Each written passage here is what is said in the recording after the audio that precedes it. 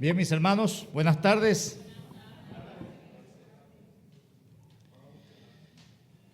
Vamos a iniciar el estudio que tenemos para hoy y la idea es terminar, hacer algunas conclusiones generales en cuanto a lo que es las generaciones en la Biblia. Entonces vamos a orar, vamos a pedir al Señor que nos permita concentración y que Él a través de su palabra nos hable. Vamos a prestar nosotros la atención adecuada y que el Espíritu Santo se encargue de comunicar lo que necesitamos de manera particular cada uno de nosotros referente a los textos que vamos a estar leyendo. Amado Dios, te doy gracias porque la misericordia tuya ha sido evidente en este día para con los que estamos aquí.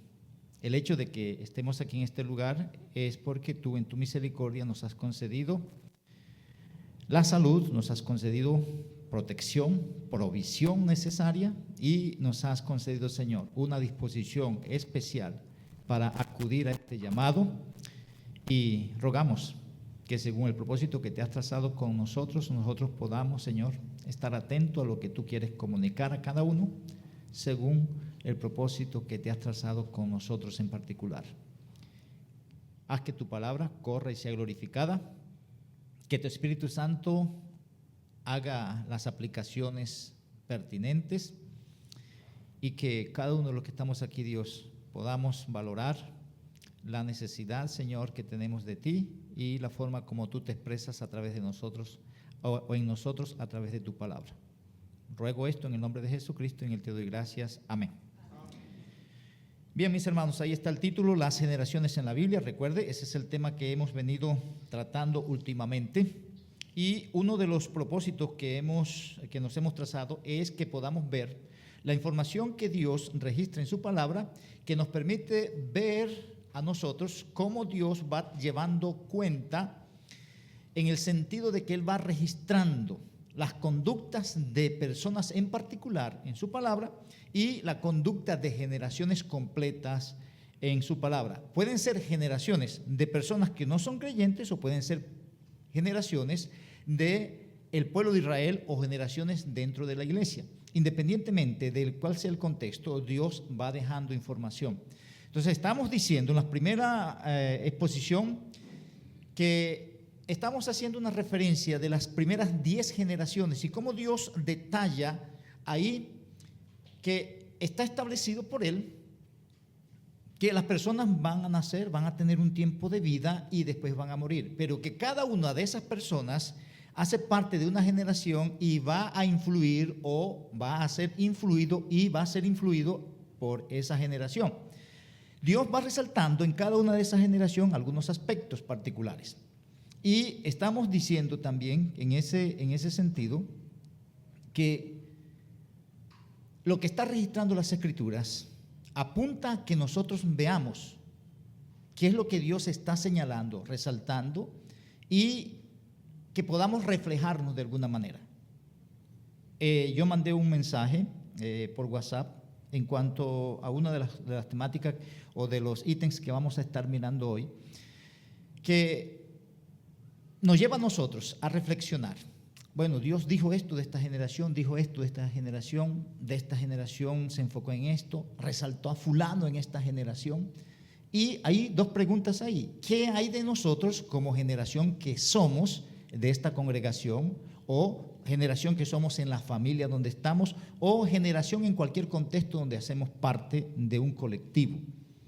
Que si Dios decidiera decir algo de nosotros como congregación en esta generación, ¿qué diría de nosotros? Es más, ¿qué diría Dios de cada uno de nosotros? ¿Qué diría Dios de mí si Él siguiera dejando registro de lo que está sucediendo en cada generación de su iglesia? ¿Qué diría Él? Porque nosotros podemos tener historia en nuestra mente y tener registro de lo que hicieron nuestros abuelos, lo que hicieron como decimos nosotros, nuestros padres espirituales y las imágenes que tenemos de ellos, de cómo actuaron, cómo llegaron a nosotros, cómo nos enseñaron y hasta dónde esas cosas que Dios usó con esas personas para atraernos a nosotros, a sus caminos, de pronto es algo que nosotros seguimos conservando y vamos llevando. como un legado. Entonces, en ese sentido, tanto en el Antiguo como en el Nuevo Testamento se resaltan algunas generaciones, y lo que vamos a mirar primeramente es la información que Dios da en el contexto negativo, o sea, lo que resalta negativamente de algunas generaciones, mayormente en el Antiguo Testamento. Y después vamos a mirar lo que Él dice con respecto a la parte positiva de algunas generaciones. Y lo curioso de esto que vamos a ver es que Dios da más información en cuanto a aspectos negativos de las diferentes generaciones a quienes Él alude o a quienes hace referencia en la Biblia, que aspectos positivos. Eso nos deja ver a nosotros que la tendencia es que las diferentes generaciones van alejándose más de Dios y no tiene Dios cosa buena que decir de esas generaciones. Y eso debe llamar la atención a cada uno de nosotros, porque sin duda que Dios hablando a cada generación, desde la generación, la primera generación, y podemos hablar de Adán y Eva, Dios le habló a Adán y Eva. ¿Y qué fue lo que ellos hicieron? Cogieron otro camino. Y de ahí va hablando de cómo y le va dando al pueblo una cosa y otra, y eso se ve registrado en generación como familia, se ve registrado en generación como tribus y se ve registrado en generación como nación. Ahora, en el contexto de nación, se ve reflejado en el contexto de generaciones de liderazgo. Y decía, ustedes van a ver, ¿no? El rey fulano fue malo, hizo lo malo delante de los ojos de Jehová, y el hijo hizo igual a sus padres, y va resaltando la misma cosa, porque la conceptualización que se presenta en la temática, tanto en el Antiguo como en el Nuevo Testamento, es que cada generación debe hacer algo para que sus sucesores mantengan lo que ellos tienen de parte del Señor. Pero como venimos diciendo, cada día las cosas se van acabando y nosotros nos quejamos de eso. Es más, hay veces, hay algunos que tienen hasta en su mente congoja por algunas cosas que uno va dejando. Y dicen, no, yo me acuerdo que cuando yo asistía a la iglesia se hacía esto y había tal cosa y cosas así. Sin embargo, no se trata de esos detalles, sino que se trata de lo que dicen las Escrituras. Porque es posible que yo esté añorando algo que de pronto las Escrituras no lo registran. Pero era de mi gusto, y era bueno, y era bonito, pero no era conforme a las Escrituras. Y pues yo no debería estar añorando ese tipo de cosas. Se supone que si la Biblia me dice, oye, bueno, yo voy a añorar entonces esto otro. Pero en eso estamos apuntando que nosotros podamos sacar algún tipo de utilidad para nosotros, como colectivo y como personas o creyentes dentro del cuerpo de Cristo a nivel particular. Bien, ahora sí, entonces entramos a el resumen que quiero hacer, y es esto aquí. Descripción que se hace o que hace Dios en su palabra sobre algunas generaciones. Entonces voy a hacer un recorrido de esto porque me voy a enfocar después en una generación particular que menciona Cristo. Es la generación de los escribas y de los fariseos. Ahí nos vamos a detener la mayor parte del tiempo, si Dios así lo permite, porque Cristo, de la generación que más habla, es de esa generación. Es la que más habla. Y todo lo que dice de esa generación no es nada bueno. Es más, que Cristo no está hablando de ninguna generación, no dice nada bueno de ninguna generación. Así directamente que aparezca el término generación. Pero si Dios deja esa información ahí, nosotros deberíamos mirar, analizar, estudiar cuáles son las características de esos fariseos y decir, oye, Dios condenó eso y yo lo tengo como Él. Entonces no debería tenerlo porque Cristo condenó eso. Y a eso estamos apuntando también.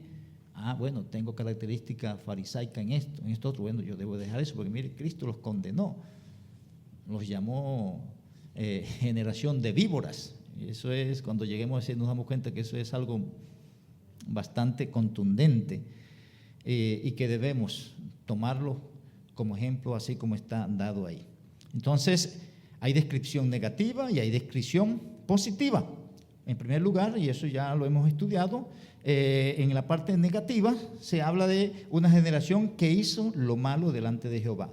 ahí están los textos, ahí están los versículos. La mayoría de estos textos ustedes los tienen en una hojita que repartimos hace un tiempo.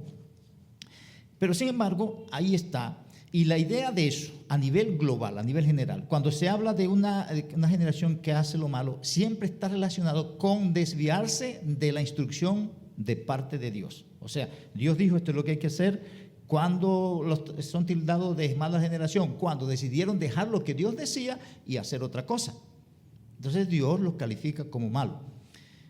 Ustedes pueden después leer los textos en ese contexto. La segunda descripción que se habla y enfoca lo mismo. Ya se dice hizo lo malo.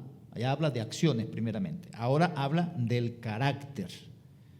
Porque una cosa es que una generación haga una acción mala y otra cosa es que en su totalidad es una mala generación. Son dos cosas diferentes. Y ahí habla la mala generación y puede estar apuntando de pronto a la misma generación. Pero es lo que está reflejando las Escrituras, describiendo eso. Y cuando Dios hace ese tipo de descripción o resalta eso, señala esas cosas en las Escrituras, Él está evidenciando que no está de acuerdo y que hay una inclinación desfavorable de parte de Él hacia esa generación.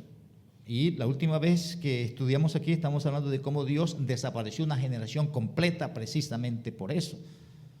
Porque se desviaron de lo que Él tenía e hicieron lo malo y entonces Él acabó con esa generación de manera completa. El tercer aspecto que se presenta en el Antiguo Testamento es generación torcida y perversa, y después dice hijos infieles. Y ahí hay esos dos aspectos. Dice torcida, la idea de eso es que con Dios, y después vamos a ver de que el que va justo, que va rectamente, es porque va siguiendo la línea que Dios le ha dado. Entonces, cuando ellos se desviaban de lo que Dios estaba diciendo, entonces son torcidos. Y después habla de la perversión, era que sobrepasaban las maldades que otras personas normalmente estaban haciendo. Sobrepasaban, eso es la idea de perverso. Y cuando se dice hijos infieles, es lo mismo que generación. Los hijos son la siguiente generación de sus padres. Entonces Él los califica de infieles. Tres aspectos ahí: torcida, perversa e infieles. Generación contumaz y rebelde. Los dos términos hacen referencia a esa obstinación que tiene la persona de ir en contra de algo sabiendo que va en contra de algo. Prefiere que le den golpe, prefieren que le hagan lo que sea, pero en su mente no quiere seguir ese camino. Contumaz y rebelde. Eso es una generación, o sea, se describe esa generación de esa manera. Generación que no dispuso su corazón para obedecer a Dios. Eso también en el Salmo 78, versículo 8, la segunda parte. Y la idea de eso es que ellos sabían qué era lo que Dios tenía. Porque esa es una de las ventajas cuando Dios demanda algo de alguien, es porque ya Él le ha dado información. Cada uno de nosotros, los creyentes, tenemos la información necesaria. Es más, yo estoy convencido que lo que yo necesito en este día, en este momento, en este minuto, este segundo, Dios me lo ha dado. De ahí que hay un texto que dice que nosotros no vamos a ser tentados más de lo que podemos resistir, sino que juntamente con la tentación hay una salida. Es decir, que yo siempre tengo la salida para no pecar, pero yo decido pecar. Y puedo echarle la culpa a otro, esquivando que fui yo que lo quise hacer. Y esa es la tendencia. Entonces hay los que le echan la culpa a la mujer, al marido, al diablo, al vecino, al pastor, al que sea. Pero Dios hace provisión precisa. Cuando usted peca es porque usted quiere pecar. No le eche la culpa a ninguno, porque entonces es otro pecado que está usted añadiéndole. Y Dios más bien nos dice que el que confiesa su pecado y se aparta tiene misericordia. Y que si confesamos nuestro pecado, Él es fiel y justo. Entonces no tenemos que decir, no, lo hice fue por esto. No, lo hizo porque la salida usted la vio. Quizá mentira dice uno cuando uno dice que no vio salida, porque estaría Dios mintiendo cuando dice que es fiel para dar una salida. Entonces estaría yo mintiendo o diciendo que Dios miente cuando dice eso. Él no miente. Solamente que yo estoy tan enceguecido por este camino que yo no veo los otros, pero no que no esté ahí. Pero aquí es, cuando hay una disposición hacia Dios, uno ve con claridad qué es lo que Él quiere con nosotros. Eso es una ventaja. Eso es una ventaja. Y por eso se dice ahí. Ustedes van a leer o van a esa idea que se presenta en el Antiguo Testamento cuando se habla de David, que era un hombre conforme al corazón de Dios. Y él reconocía su falta y veía y sabía que Dios era misericordioso. Él estaba inclinado hacia Dios. Y no era que no pecaba, pero tenía una orientación. Sí, reconozco que hice mal, pero Dios es misericordioso y yo voy a abandonar esto y voy a seguir el camino que Él tiene. Pero continuemos.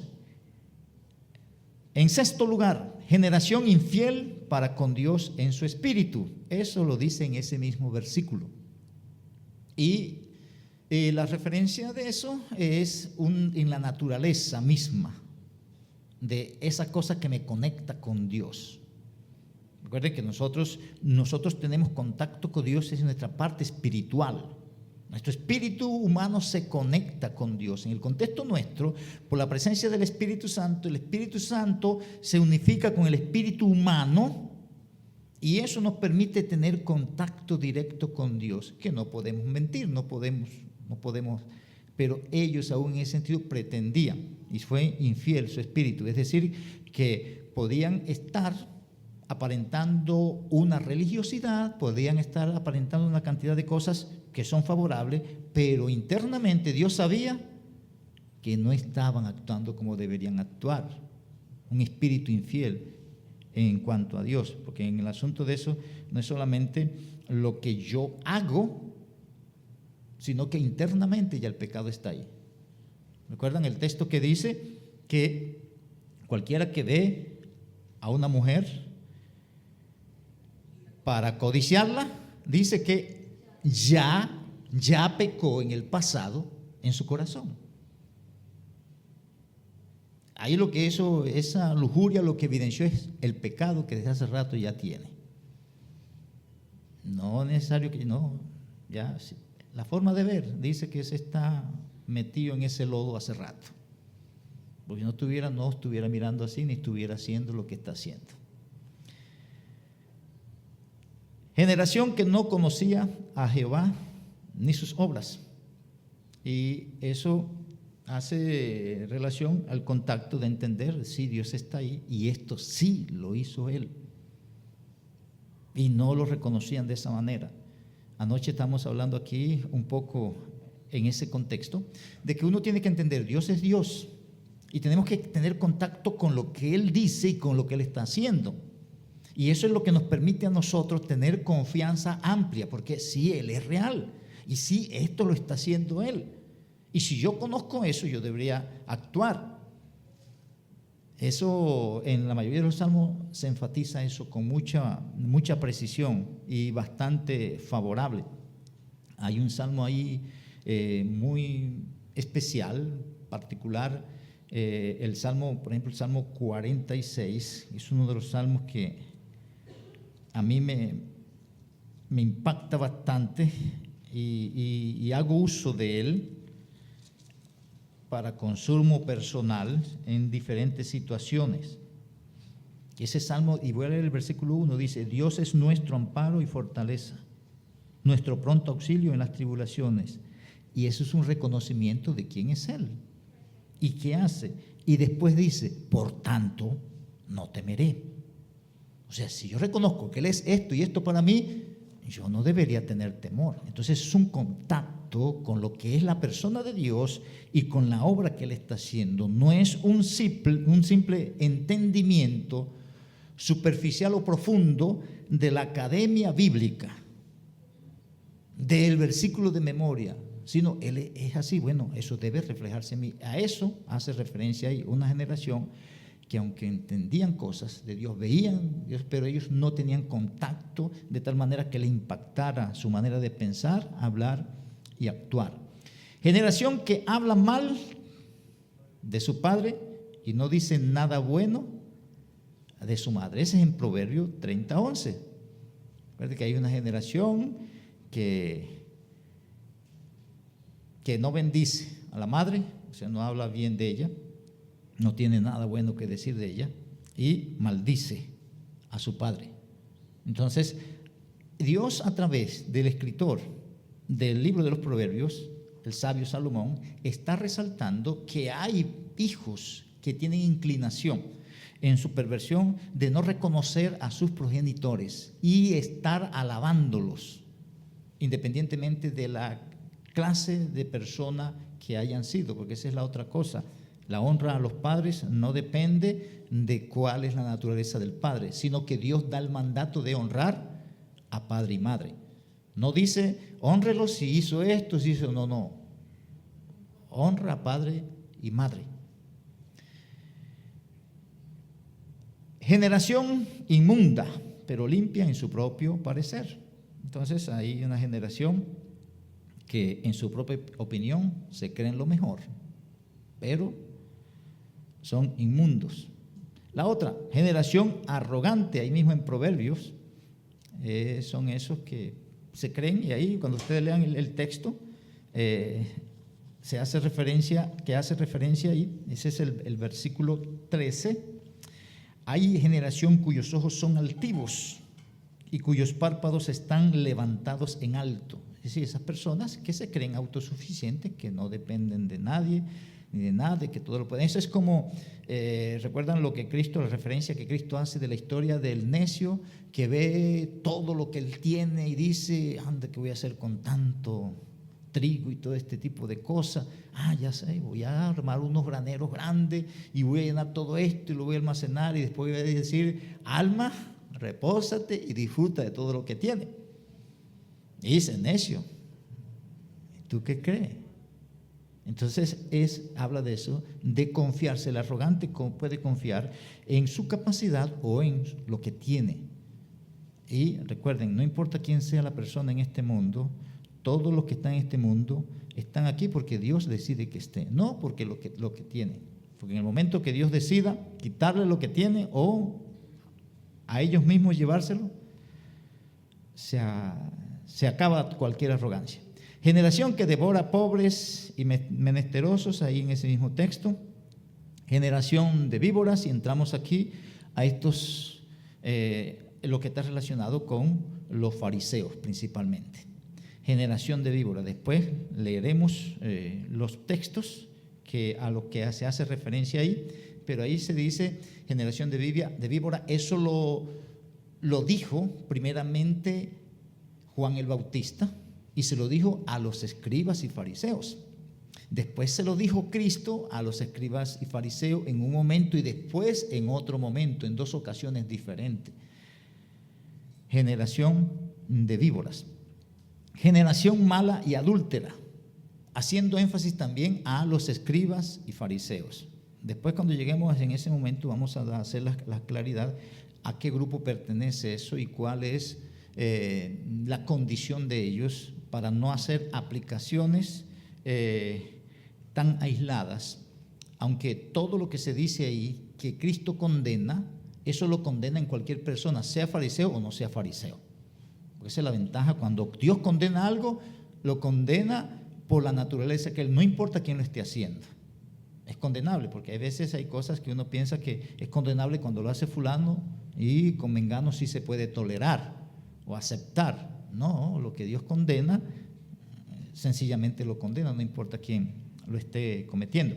Entonces, generación mala y adúltera, primero de víboras, generación de víboras, ahora generación mala y adúltera, son tres aspectos. Después habla de generación sin arrepentimiento, y en eso hace referencia a que esta generación es comparada con los de Nínive.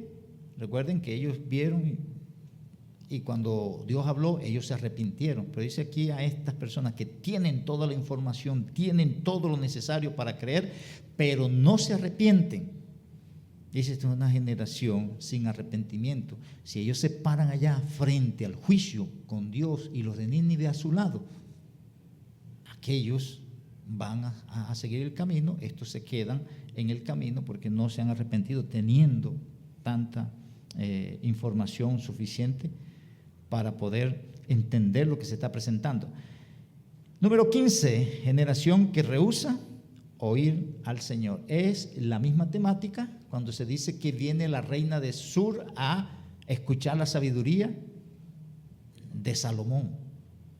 Entonces dice, mire, ella reconoció y esa sabiduría que venía de Dios y fue a escuchar. Y estos están escuchando y aún leyendo la ley, todo esto, escuchándolo a él, pero rehusaban atender a lo que estaban escuchando. Generación que va de mal en peor. Ahí es la idea, el contexto es donde se dice que alguien le saca un espíritu inmundo y cuando sale va y después vuelve con 7 espíritus más peores que él, dice, y halla la casa limpia, adornadas. Y el postrer estado de esa casa viene a ser peor que el primero. Y entonces, en ese contexto, hablando de los fariseos y de los escribas y fariseos, dice, esto le va a pasar a esta generación, que van a ir siempre de mal en peor. ¿Por qué? Porque tienen la información, Dios les está hablando, tienen lo que es necesario, pero no tienen un cambio en su vida. Van de mal en peor. Entonces hay más juicio. ¿Por qué? Porque tienen todos los detalles. Dios le ha dado todo lo necesario. Uno pudiera decir, bueno, aquellos no tuvieron la oportunidad, pero tú has vivido aquí, tú has crecido aquí, tú has tenido esto y esto y esto otro. ¿Qué es lo que está pasando? Más condenación.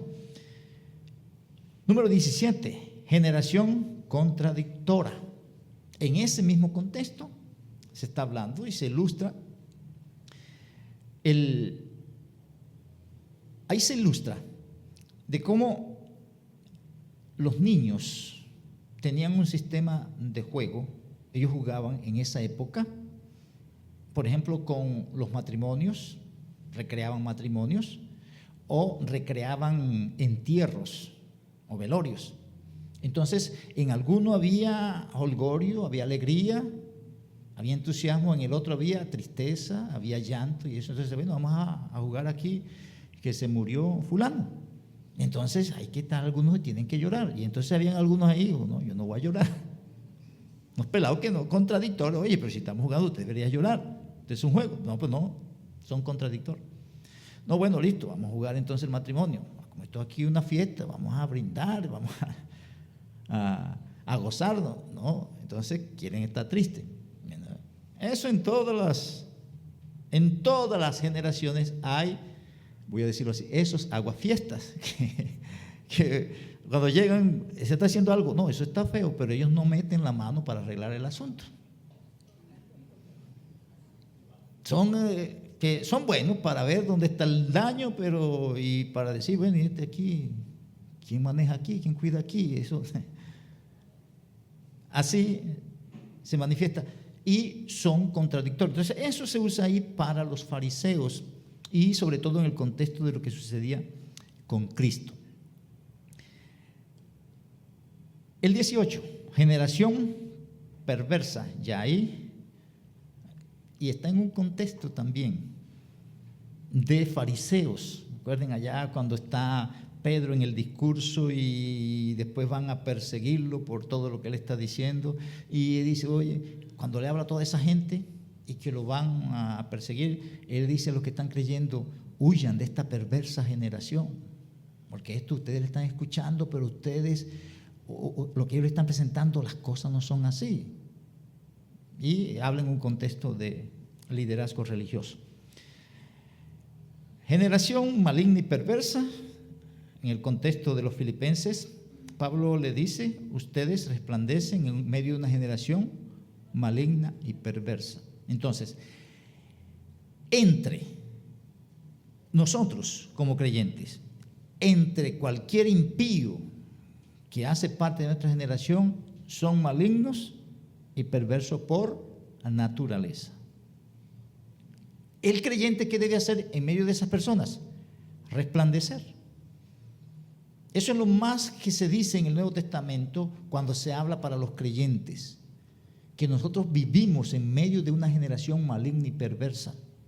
Y dice, usted debe resplandecer delante de ellos porque usted hace parte de un grupo y en esa generación usted es el que puede darle a ellos luz para que su perversión y su malignidad pueda mermar.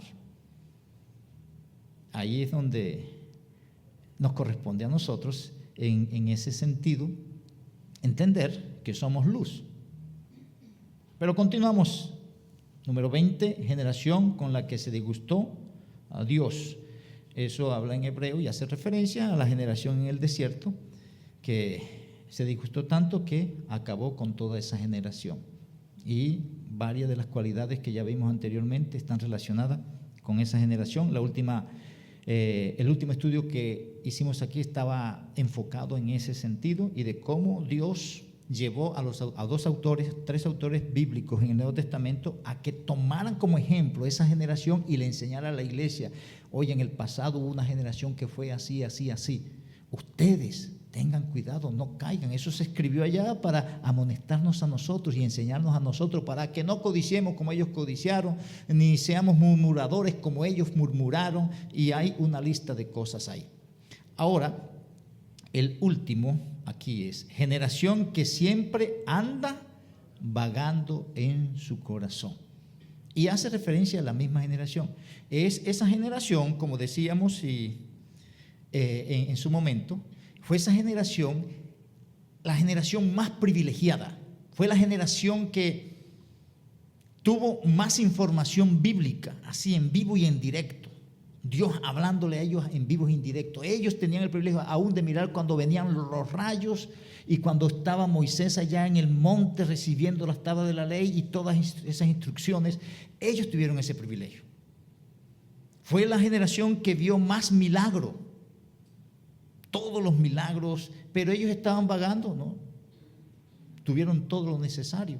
Decíamos aquí que fue la única generación con la cual Dios se puso su delantal y le sirvió mesa en el desierto.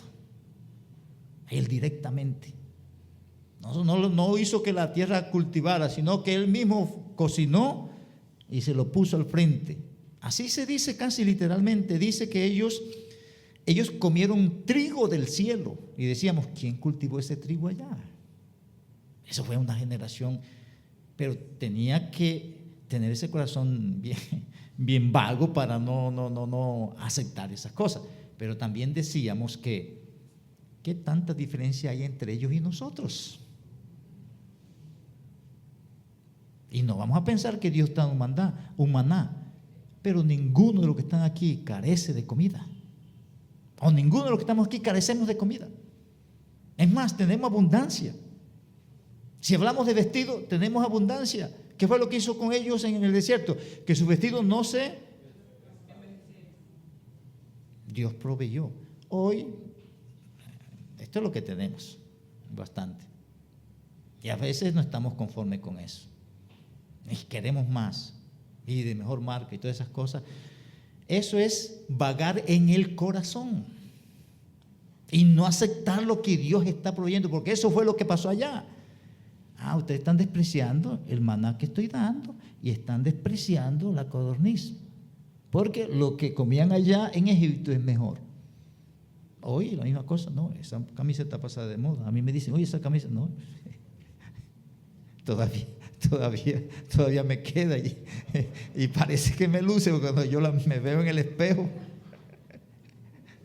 Pero hay esa orientación de vagar en el corazón, de despreciar que Dios me está dando lo que tengo ahorita. Eso es lo necesario de parte de Dios.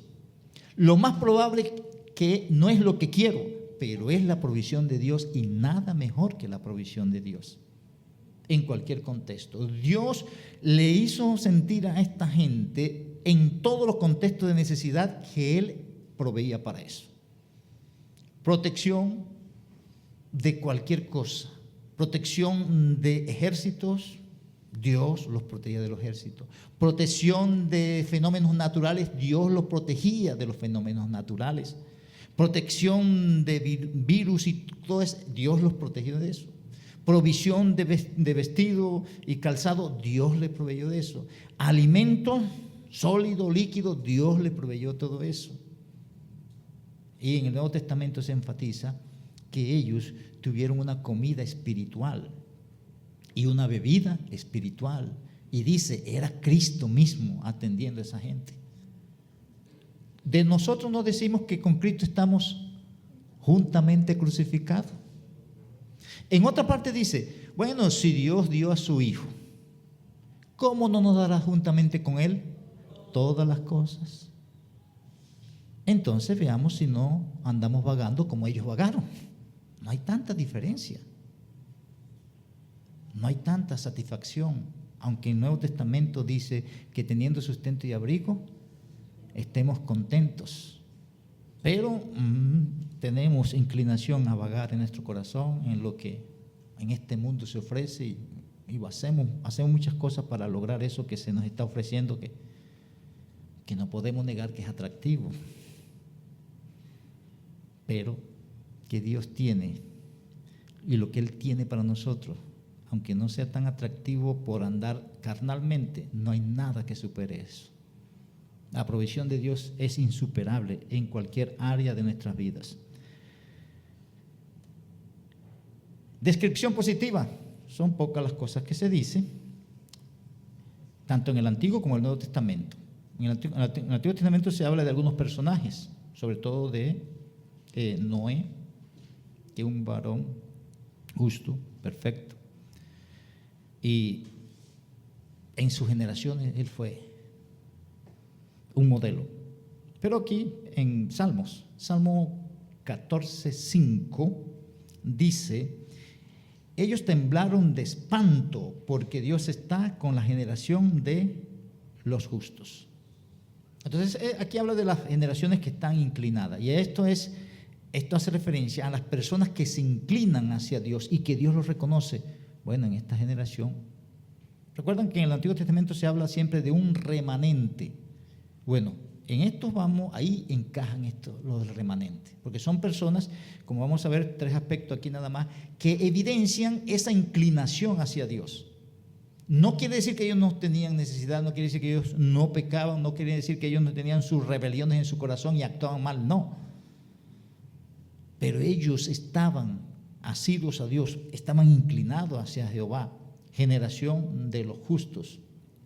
Después, en el Salmo 24:6 dice: tal es la generación de los que le buscan, de los que buscan tu rostro, oh Dios de Jacob. Entonces, una generación que busca a Dios.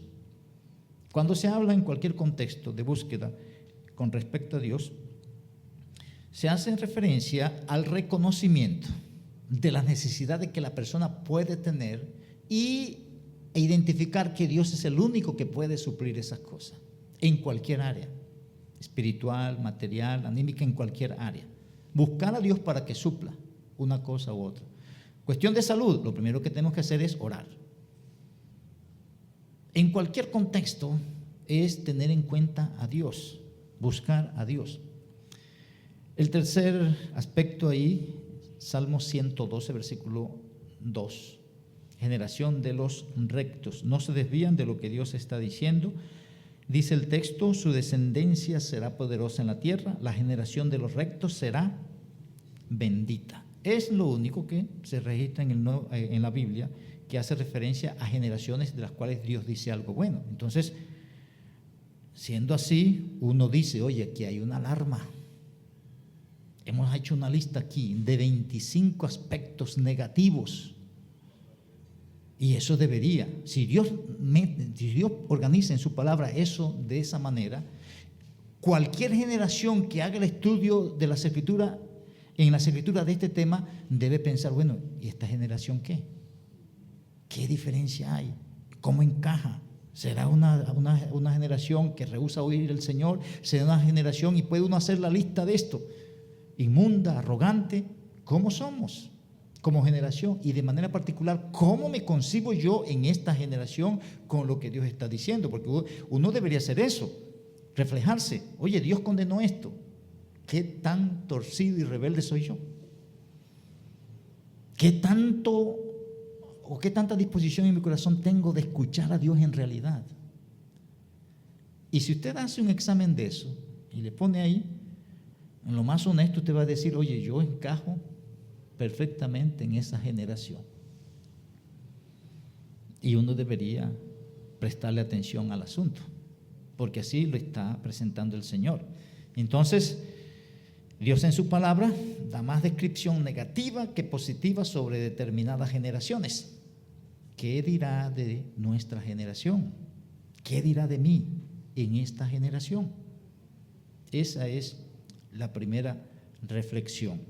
Y ahora sí, vamos a entrar. Y si abren sus Biblias en el Evangelio según Mateo, capítulo 23. El énfasis está en estos textos. Los ítems 12, 13, 14, 15, 16 y 17. Todo eso habla de los fariseos. Entonces, el resumen está ahí. ¿Cómo se concibe? Mateo 23. Vamos a hacer un resumen del capítulo, resaltando algunas de las cosas que estamos viendo. Y recuerden, lo que vamos a ver ahorita es un modelo de una generación que se resalta en el Nuevo Testamento por la persona misma de Cristo. Y cuando Cristo hace eso, y Dios envía a los que van a escribir el Nuevo Testamento que plasmen eso, y la iglesia de ahí en adelante va a estar leyendo una y otra vez todo eso, es un mensaje claro que está mandando el Señor para los que leen esos textos. Ahora, en el contexto de eso, de los fariseos, pues hay hasta, se toma livianamente y hay hasta mucha broma alrededor de eso.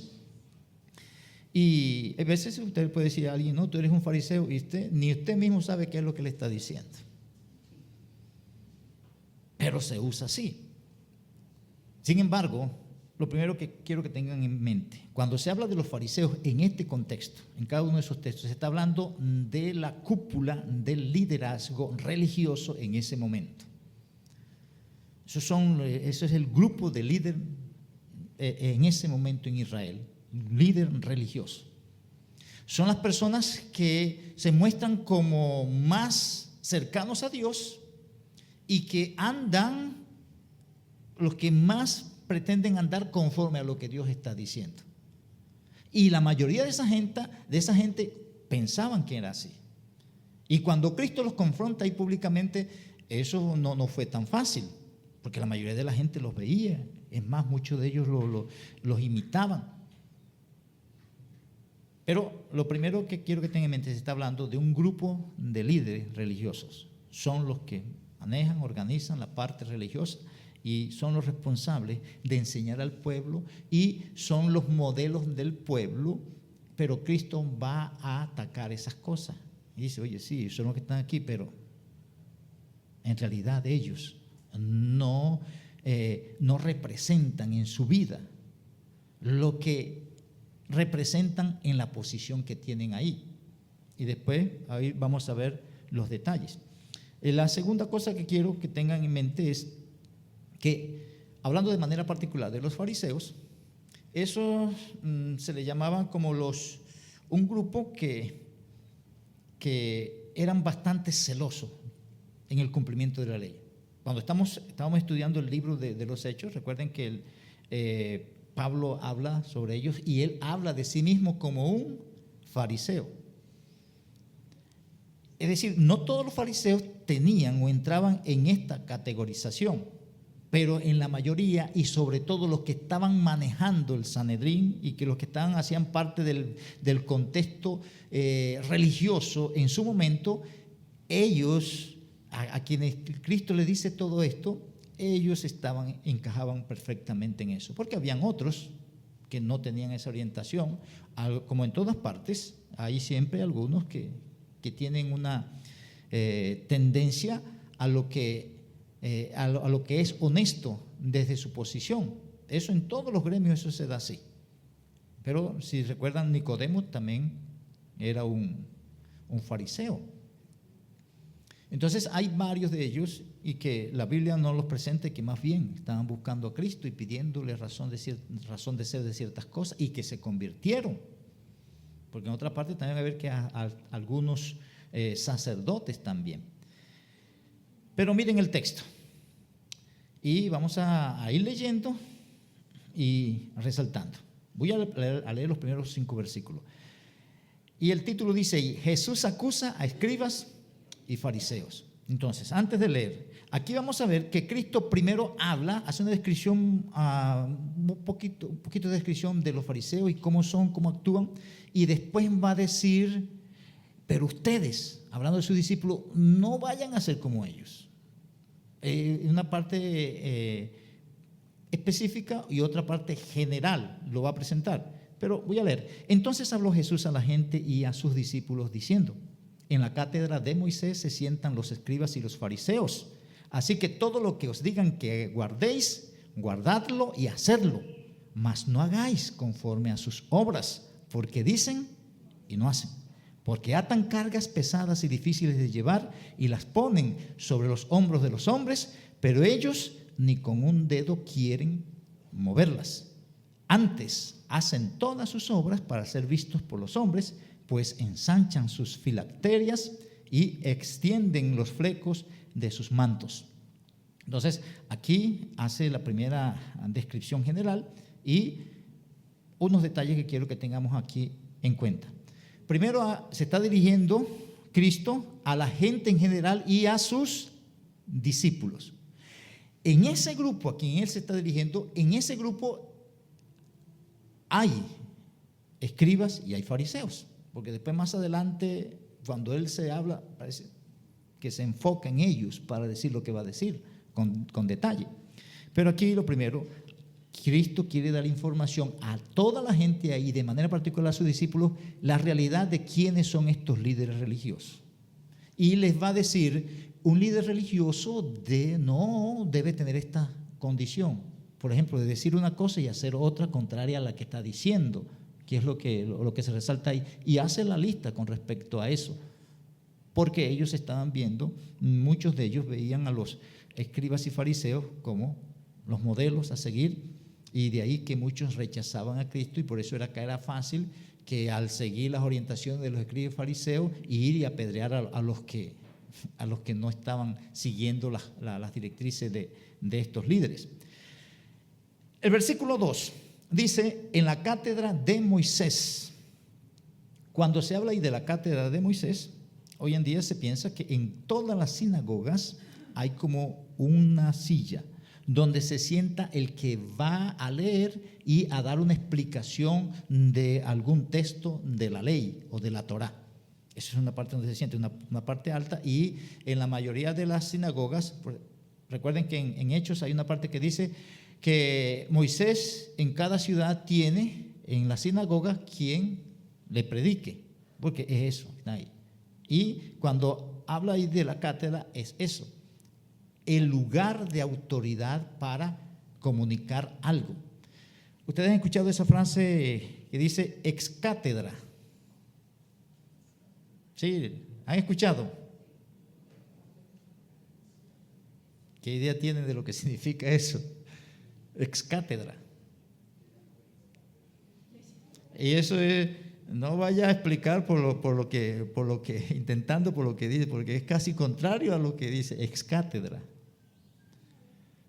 La idea de ex cátedra, y que se usa comúnmente en muchas partes, es de que es algo autoritario o autoritativo. O sea, algo, el que está hablando ahí tiene autoridad para hacerlo. Y el que se sienta ahí es una persona respetable, que tiene las facultades, tiene el conocimiento, tiene la capacidad. Es una autoridad para sentarse ahí y decir lo que debe decir. Y los demás los reconocen y reconocen el lugar, y ahí no se sienta cualquiera.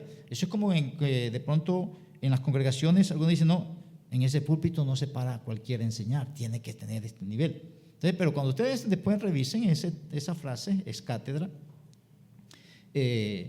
hace referencia más a la autoridad que representa.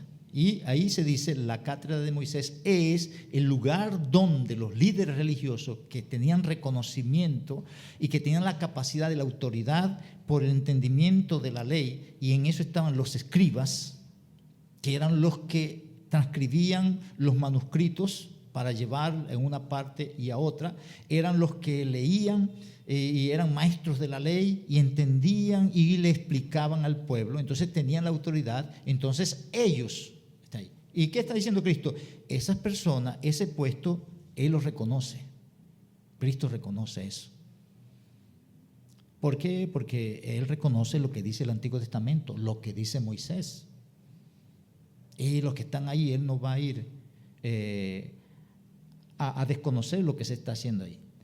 Pero Él va después a enfocarlo.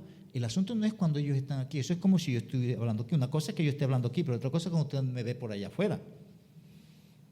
Y allá es donde se va a ver en realidad cuál es el carácter de la persona.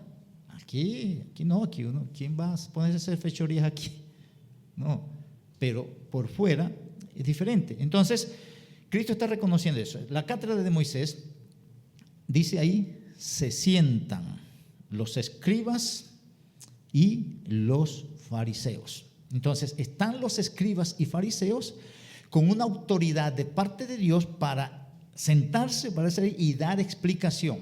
Lo primero que hace Cristo con esta gente aquí y con su discípulo es reconocer que hay una autoridad en el lugar de la sinagoga y que los que están en ese lugar deben tener algunas cualidades, algunas características que lo distinguen como maestro y que pueden pararse o sentarse ahí para dar la explicación. Eso lo reconoce él ahí, en ese momento. Entonces no va en contra de eso. Y él le dice, si esto es así, dice, así que todo lo que os digan, y comienza a hablar. Entonces, lleven la idea de los términos que se usan. El verbo decir, hablar, es comunicar algo. Todo lo que os digan que guardéis, guardadlo y hacedlo. ¿Y por qué dice eso? No, porque ellos cuando están ahí, ellos leen la Torá, ellos leen las escrituras, ellos leen la ley y ellos dan una explicación buena, precisa de lo que está registrado ahí. Es más, los demás de ahí pudieran aún llamarlo y decirle si se desviaba de eso. Y eso es lo que quiero que enfoquemos, que eso es fundamental. Y dicen, no, ellos están bien, doctrinalmente ellos están bien. El problema con ellos es otra cosa. Porque algunos pudieran menospreciarlo en otra cosa. No, si usted quiere una buena explicación, háblese con ese. No, pero es que él anda así, no, pero él tiene la información precisa. Nadie más te puede dar una información mejor que lo que él tiene. Ahora, tú tienes tu reserva por razón del carácter de él, que tú piensas que no es la persona adecuada o ideal para que me dé a mí esa explicación. Pero si estás queriendo tener claridad de esto, nadie mejor que él. Ahora, si tú estás pensando un modelo, nadie peor que él, según tu concepción. Si estás buscando un modelo para seguir, pero si estás buscando una explicación de algo. Y eso es lo que presenta ahí. Todo lo que digan, entonces enfoca, personas que tienen la autoridad para esto. Todo lo que digan, guardarlo y hacerlo. Y viene aquí, mas no hagáis, y dice conforme a sus obras. Entonces va a condenar la manera de vivir. Pero dice y reconoce, ellos tienen la autoridad académica para comunicar las cosas. Eso es bastante común en el país, en las diferentes instituciones. Las personas se sorprenden de esas eminencias que están en las universidades, por ejemplo, en el contexto de esas áreas de humanidades, los que trabajan en sociología, psicología, antropología, filosofía, que ellos tienen una temática y exponen muy bien. Por ejemplo, ellos pueden tomar un tema en cuanto a lo que es cómo formar un hogar y cómo llevar un hogar, y ellos tienen como 5 o 6 hogares encima, pero pero te explican bien todas las cosas. Pero ellos, si tú te detienes en pero él te puede dar orientación. Académicamente te la puede dar. Entonces, en este contexto se presenta de esta manera. Y Cristo reconoce, ellos tienen esto. Pues, listo. Es conforme a la Escritura. Bueno, actúe. Pero, si tú quieres seguir el modelo de ellos, eso sí no. Cristo dice, eso sí no se lo recomiendo. Dice, no hagáis conforme a sus obras. Y el carácter de ellos dice, porque dicen y no hacen. Entonces, lo primero que él condena ahí, en el contexto del liderazgo religioso, es decir y no actuar conforme a lo que se está diciendo. No hay una cosa en el contexto de esto, es que yo me pare aquí a decirle, y más adelante va a ampliar eso, cierto tipo de cosas, pero yo mismo no estoy o no quiero actuar conforme a lo que yo estoy demandando de ustedes. Y eso no quiere decir que ustedes no van a tomar lo que el texto le está diciendo, ¿sí? Pueden tomarlo. Pero el carácter mismo de la persona va a comunicar a un tipo de influencia que mueve a los otros. No hay nada que mueva más a una persona en algún contexto que el carácter de la vida de aquel que lo está orientando. Miren ahora el versículo 4, en la descripción. Él sigue y va a ampliar lo que dice del decir y no hacer. ¿Qué es lo que ellos hacen? Porque ellos atan cargas pesadas y difíciles de llevar. Había un reconocimiento entre los escribas, los fariseos y otros en esa época y después, varios siglos después, que entendían que sí, en la ley hay algunas cosas que son más duras para llevar que otras. Eso era reconocido. Entonces, ellos reconocían eso. Pero ¿qué hacían ellos? Con respecto a ustedes, yo quiero, y le armaban las cosas. Cualquiera que podía llegar allá, porque ellos eran tomados aún como abogados, porque manejaban bien la ley, y las diferentes dificultades que podían tener entre el pueblo, llegaban allá y ellos les daban explicación. Y les decían, no, hay que hacer esto otro, y ellos ponían cierto tipo de carga. Pero cuando le correspondía a ellos una situación semejante, ahí no querían caminar. Y literalmente ellos armaban. En una situación que se le presentaba a alguien, no, lo que tienes que hacer es esto, y la ley dice esto, y buscan una ley, una parte y otra y otra. Y por otro lado, entonces ampliaban, que es lo que va a decir después, que ellos van añadiéndole más y más. Pero cuando se trataba de ellos, las cosas eran diferentes. Entonces, atan las cargas, las ponen sobre los hombros de los hombres, pero ellos, dice ahí que ni con un dedo, y la idea de eso es que no quieren ni tocarlo. Y presenta esto. En vez de actuar conforme a lo que están diciendo, ellos su actuación es para buscar algún tipo de reconocimiento. Y se presenta aquí versículo 5. Antes, dice, ellos no quieren tocar esto, no quieren hacer lo que le dicen a otros que hagan, ellos no lo quieren hacer. Por el contrario, sus acciones están direccionadas en recoger reconocimiento, aplauso o cualquier tipo de beneficio de los demás. Dice, antes hacen todas las cosas para ser vistos. ¿Y qué era lo que hacían en ese contexto? Resalta, pues ensanchan sus filacterias y extienden los flecos de sus mantos. Las filacterias eran unas cajitas, o son unas cajitas que aún usan, y en esas cajitas cuadradas ellos metían unos textos, unos rollitos de unos textos bíblicos, que eso aparece en en Deuteronomio capítulo 6, y cuando dice esto, la escribirás en tal parte, y la tendrás en tu frente, la tendrás en el brazo izquierdo, y eso para que esté cerca del corazón. Si ustedes buscan imágenes de eso, ustedes van a ver que ellos tienen una cajita aquí, y esto lo amarran, y eso se lo ponen cuando ellos hablan de 2 horas de oración, 9 de la mañana y 3 de la mañana, y 3 de la tarde. Entonces, cuando están en esos lugares, muchos de ellos se ponían unas cajas que casi no los dejaban ni ver. Y cuando la gente veía esas cajas, entonces, no, si este es más santo que los demás, ese tiene. Entonces, y en esas cajas tenían eso. Y hacía parte de la oración el leer lo que esos rollos contenían ahí. Y toman literalmente. Ellos extendieron las cosas porque sí lo hacían. Y de pronto, por alguna razón, no tenían la capacidad de tener rollos para tener, pero esas cosas pequeñas las podían conseguir. Entonces, una se la amarraban acá, la caja, para que quedara directo al corazón. Porque eso dice allá. Habla para que esté cerca de tu corazón y cerca de tu mente. Entonces se la amarraban acá. Ustedes van a ver, si buscan por internet las imágenes, eso es algo de cuero ahí, y se lo envuelven bien apretado. Y esto va alineado con el corazón y la otra va con la mente.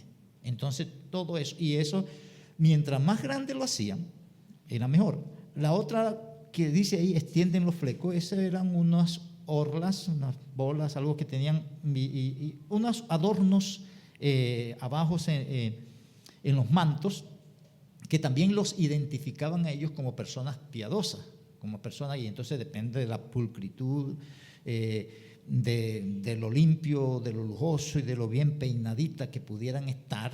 Entonces, una persona considerada. Entonces, en todos esos contextos, Cristo le está resaltando que ellos tienen una apariencia, pero internamente no tienen lo que deberían tener. Pero continuemos para que nos alcance el tiempo. Entonces, en vez de actuar, ellos quieren aparentar que son conocedores de la ley, quieren aparentar que manejan la ley, pero externamente. No es, en realidad no hay tal cosa en su interior. Dice antes, ellos no quieren actuar conforme a eso. Aquí dice, la otra cosa que va a detallar, ¿qué es lo que ellos hacen? Ellos aman, y aquí presenta tres cosas. Cuando hablan aquí de amar, el verbo está relacionado con aquello a lo cual le guarda bastante afecto. Eso es como decir, ellos son amigos. No dice, no, él es amigo de esas cosas. Esa es la idea de eso. Amigo es inclinado, tiene afecto especial hacia algo. Y va a detallar lo que había en ese contexto que estaba relacionado con dos cosas. Lo que era relacionado con una posición de prestigio y un reconocimiento. Entonces, ¿ellos qué amaban ellos? ¿A qué se inclinaban? ¿O de qué eran amigos? No, yo voy a estar en un lugar donde yo sea visto y que la gente diga esto y esto de mí. Esas eran las dos inclinaciones. No estaban buscando otra cosa. Aman, dice, primeros asientos en las cenas. Y ese asunto, nosotros de pronto no tenemos tanta amplitud con respecto a esto, pero las comidas, y en ese contexto de la vida en el primer siglo, entre los judíos y aún entre los griegos, esto era bastante importante, los lugares que las personas ocupaban dentro de los banquetes. De ahí que aún se dice que algunos para los banquetes tenían que ir vestidos de cierta manera, y si no iban vestidos de cierta manera, no los dejaban entrar. Y habían personas que podían llegar y sentarse en un lugar. No, espérate, aquí cada lugar tiene su persona particular y tú no haces parte de eso. De que va a decir una parte, cuando llegues a una parte de esa, siéntate en el último lugar, que es mejor que te digan, oye, tú tienes un puesto aquí adelante, y no que estés aquí sentado adelante, oye, no, tu puesto es allá atrás. Eso hay un texto. Entonces había ese tipo de cosas, y ellos, por la posición, la condición de la cual estaban revestidos, ellos amaban eso. Ellos querían estar en el primer lugar, quería que los vieran y quería que los reconocieran y que hablaran bien de ellos, que es lo que se va a detallar. Entonces, los primeros asientos en las cenas, en los banquetes, independientemente de cuál fuera la razón del banquete. Podía ser el festejo de un rey, el festejo de una victoria, puede ser un matrimonio, cualquier cosa de esas, pero es un banquete, y cada una de esas personas, los que hacían sus fiestas, ellos decidían quiénes iban a estar. Entonces, mientras más cerca del que está agasajado estaba la persona, quiere decir que esa persona es cercana hacia aquel que está siendo agasajado, porque está así. Por tanto, en el contexto nuestro no tenemos tanto detalle en eso, que a veces uno quisiera hacerlo así. Y la segunda cosa dice que ellos son amigos de las primeras sillas en las sinagogas. Entonces en la sinagoga generalmente en ese momento, en esa época, ahorita no,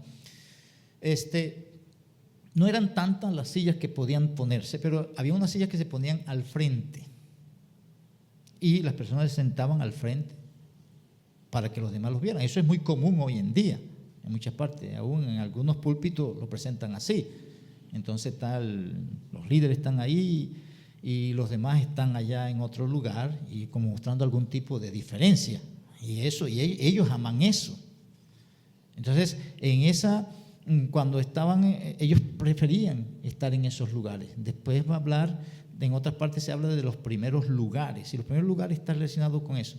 Y habían sillas para personas particulares, sobre todo ellos, y a ellos les gustaban esas cosas y que los llamaran, porque no es tanto que ellos llegaban y se sentaban, no, sino que tenían que llamarlo y ellos hacían como su corte para ir y sentarse. Tenemos, como lo que hacen hoy en día, que a veces yo digo eso, yo no entiendo eso, porque tenemos al reverendo fulano, o hablando de cualquier discurso, y comienzan a saludar y dicen y tal, y es resaltar. Y hay gente que le gusta eso, como dicen algunos, que los doctoreen.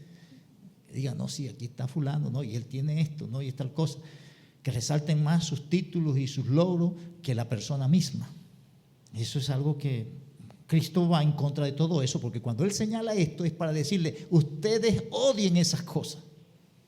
Cuando Él señala estas cosas para decirle, ustedes no prefieran eso. Y es una de las cosas que debemos ir de pronto como asumiendo que eso es lo que Dios está comunicando con claridad. Y en el contexto nuestro de pronto no es por sillas, pero sí puede ser por posiciones y puestos y lugares. Y es la misma historia, es la misma historia. Primera silla en las sinagogas, eso eran casi en el contexto de líderes.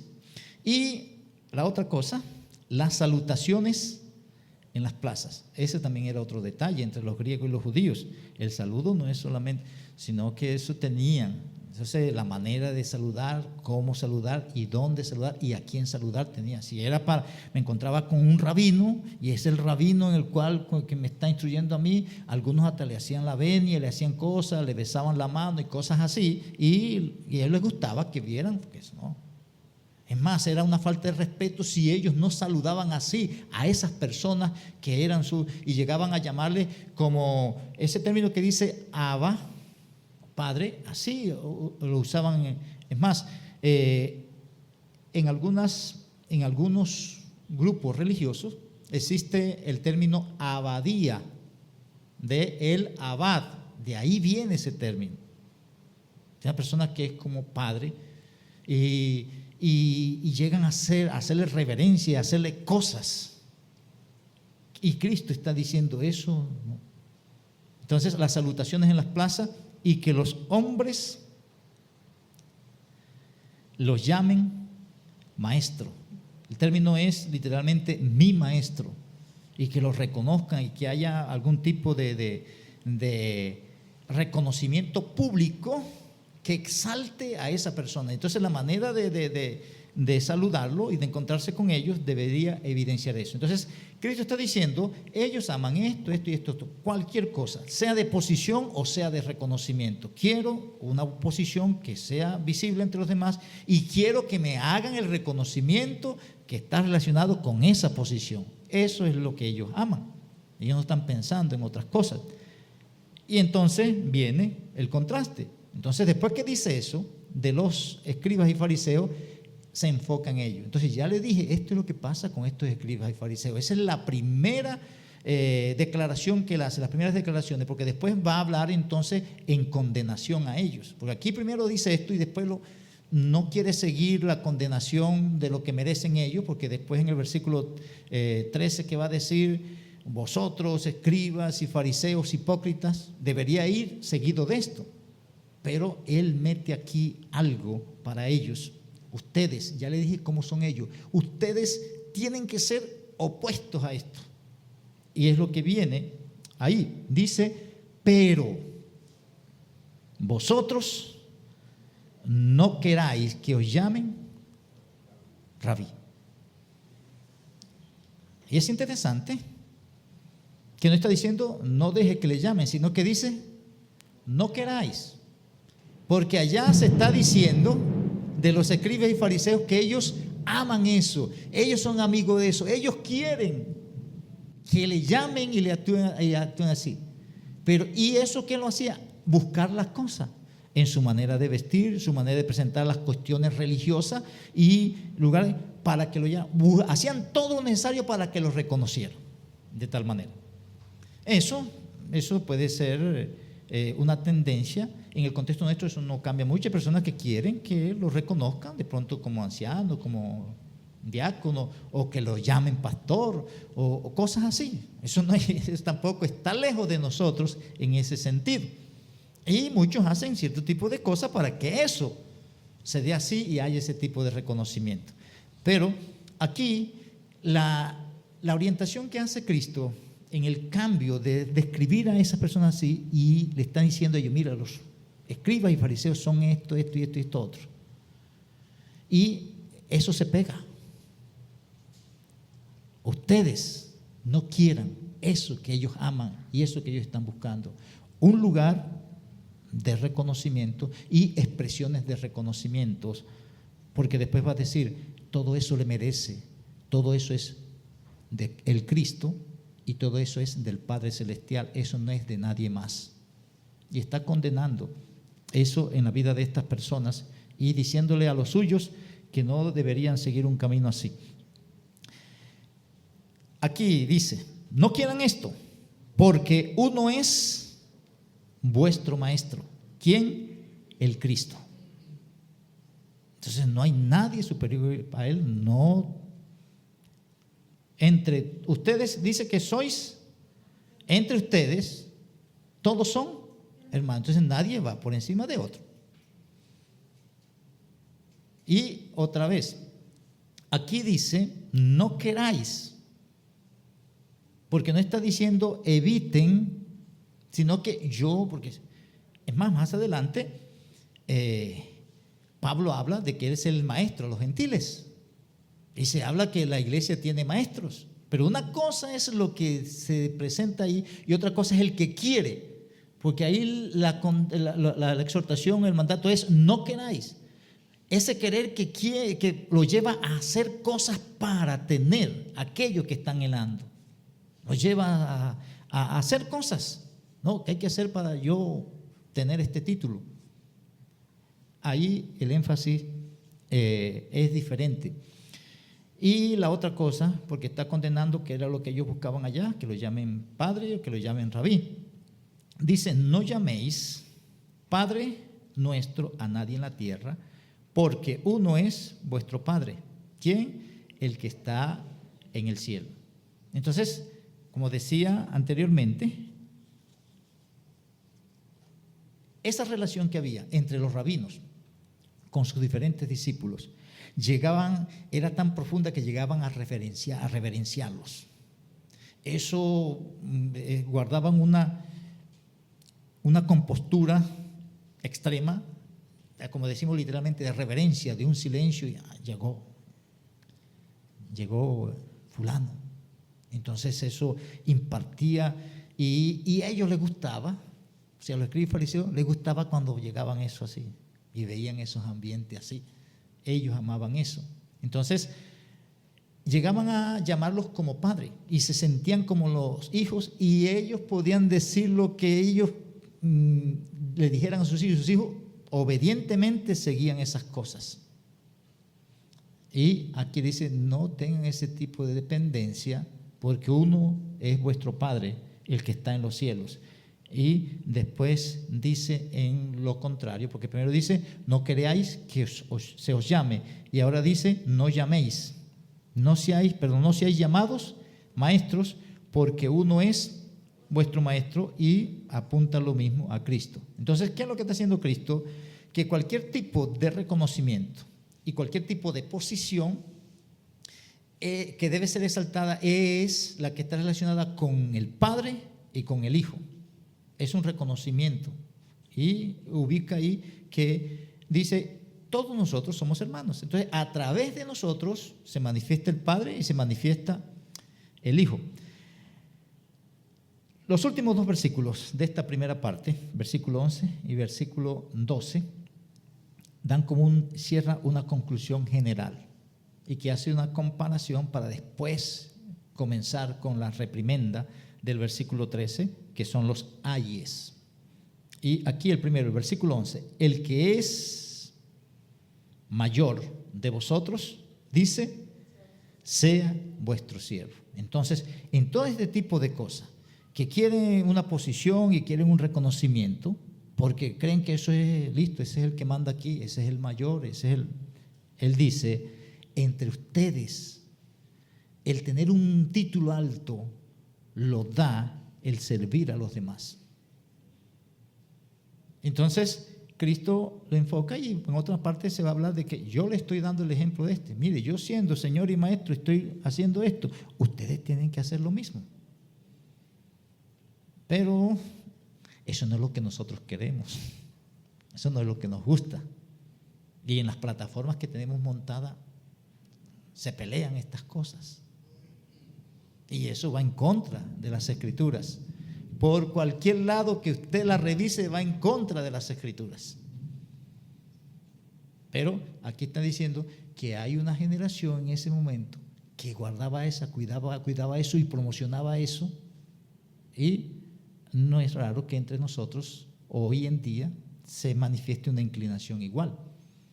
Entonces, el que es mayor, porque ahí la idea de eso, padre, rabí, son términos que identifican subjetivamente de que esas personas tienen un título mayor y una posición mayor y deben estar más altos y tener una vestimenta diferente y que lo distingue y todo ese tipo de cosas.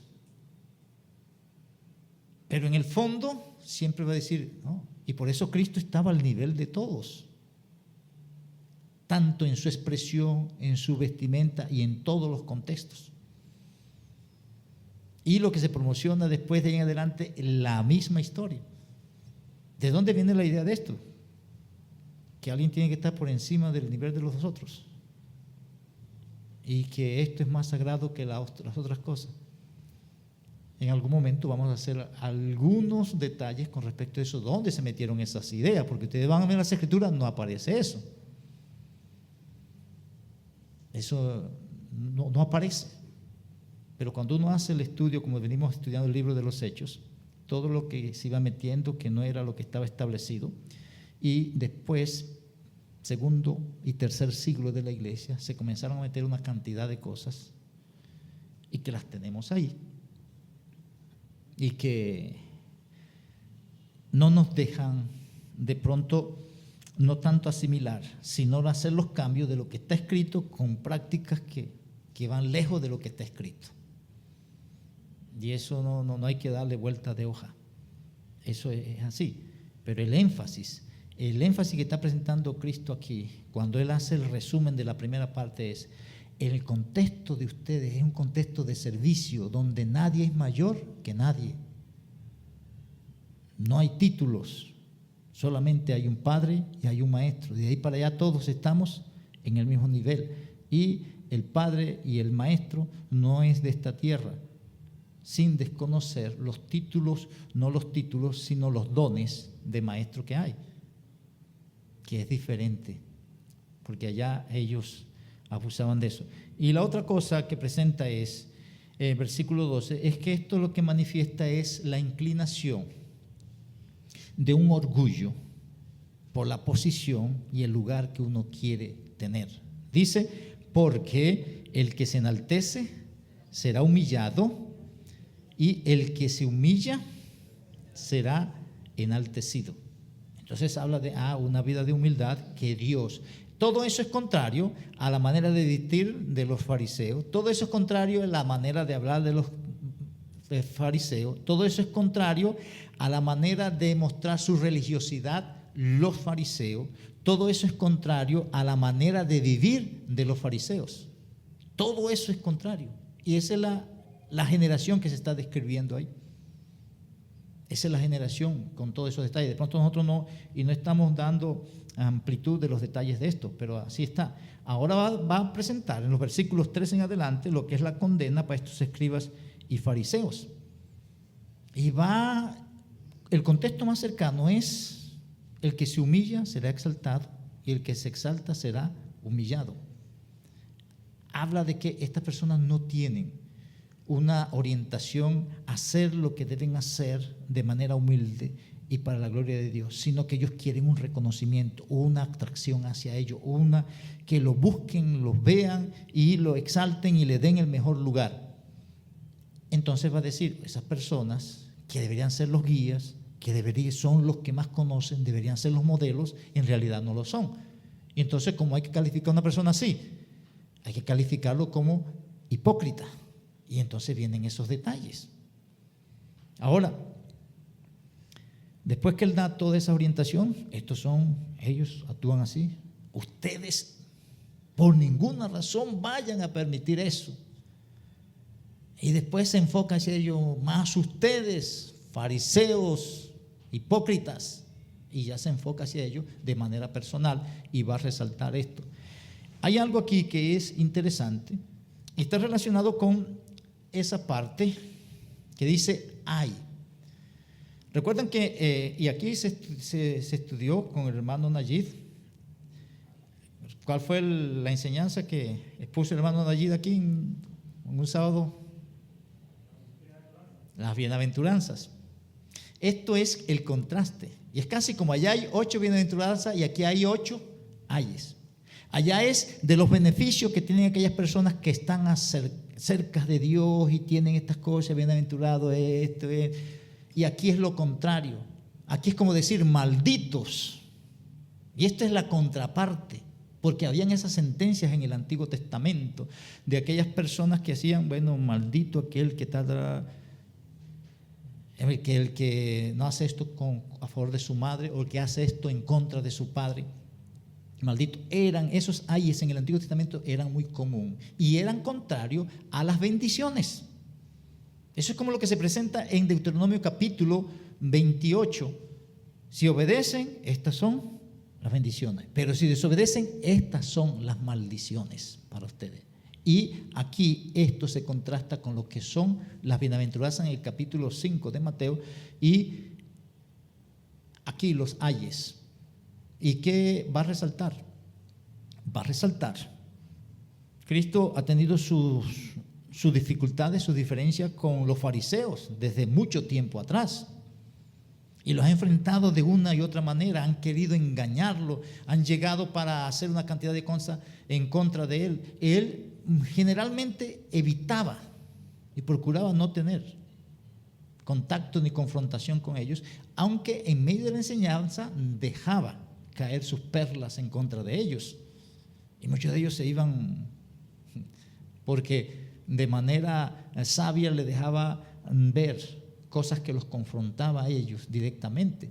Pero aquí, esto es el contraste de las bienaventuranzas.